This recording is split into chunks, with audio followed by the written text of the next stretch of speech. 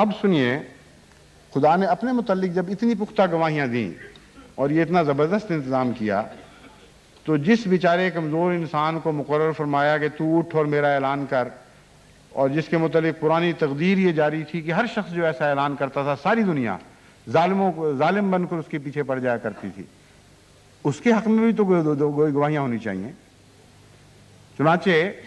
نبوت کے متعلق گواہیوں کا بھی ایک عظیم الشان نظام آپ کو قرآن کریم میں ملتا ہے۔ فرمایا وَمِن قَبْلِهِ كِتَابُ مُوسَىٰ إِمَامًا وَرَحْمَةً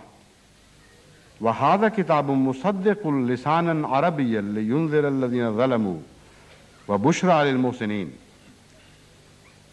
کہ محمد مصطفیٰ صلی اللہ علیہ وآلہ وسلم کی گواہیاں تو دور تک اس کے ماضی میں بھی پھیلی پڑی ہیں، اور وہ الہی کتب جن کے نزول کے ساتھ اس کا کوئی بھی تعلق نہیں ہے، ہزاروں سال اس کے پیدا ہونے سے ہزاروں سال پہلے وہ کتب نازل ہوئیں، ان میں بھی تم مطالعہ کر کے دیکھو تو حیران رہو گے کہ محمد مصطفیٰ صلی اللہ علیہ وآلہ وسلم کی نشانیاں، آپ کے آنے کا ذکر تفصیل کے ساتھ ملتا ہے، اور قطعی گواہی ملتی ہے کہ ایک عظیم الشان وجود آنے والا ہے۔ چنانچہ فرمایا کتاب موسیٰ بھی اس کی گواہ ہے، اور باقی احادیث کے مطالعہ سے اور بعض قرآن کریم کی دوسری آیات سے یہ مضمون بھی ملتا ہے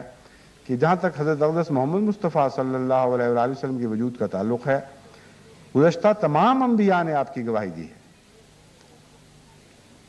بس اس بحث کو چھیڑے بغیر، اس کی تفصیل میں جائے بغیر، اگر صرف اسی حد تک بھی آپ محدود رہیں کہ کتاب موسیٰ میں یہ گواہی موجود ہے، تو وہ گواہی تو بڑی کھلی کھلی واضح ایسی قطعی شکل میں موجود ہے کہ اس کا انکار ممکن ہی نہیں۔ وَهَٰذَا كِتَابٌ مُصَدِّقٌ، فرمایا کہ یہ جو کتاب تم پر نازل ہو رہی ہے یہ اس کی بھی تصدیق کر رہی ہے، یعنی موسیٰ کی گواہی ان معنوں میں اہمیت رکھتی ہے کہ یہ کتاب موسیٰ کی سچائی کی بھی گواہ ہے، اور اس طرح یہ نظام ایک دوسرے کے ساتھ تقویت پا رہا ہے۔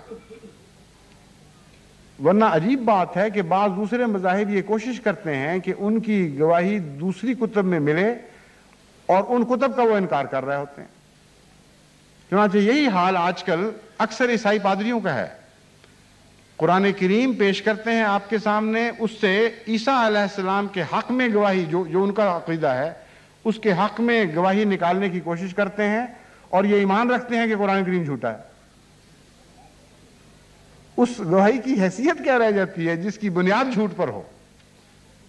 اس لیے جتنی چاہیں بحثیں کر لیں،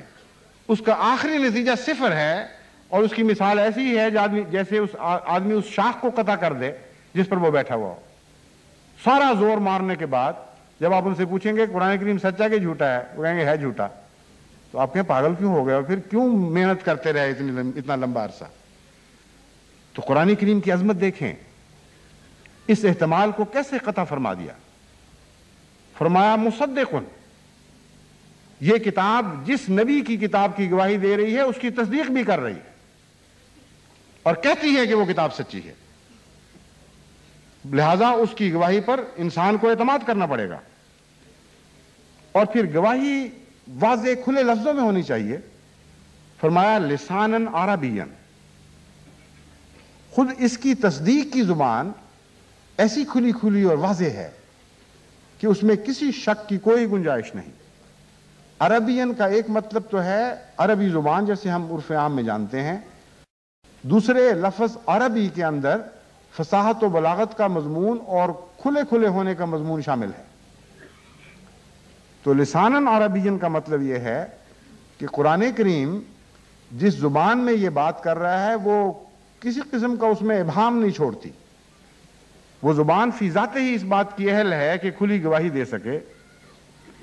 لِيُنذِرَ الَّذِينَ ظَلَمُوا، تاکہ ان کو خصوصیت سے ڈرائے جنہوں نے ظلم کیا۔ چنانچہ قرآن کریم لفظ ظلم عموماً شرک کے متعلق استعمال کرتا ہے، اور خدا کا بیٹا بنائے جانے کے تصور کو بھی ظلم قرار دیتا ہے۔ بس اس میں عیسائیوں سمیت وہ دوسرے سب مذاہب شامل ہیں جو خدا کے خلاف شریک کسی رنگ میں بناتے ہیں، کیونکہ لفظ ظلم نے ان کی طرف اشارہ فرما دیا۔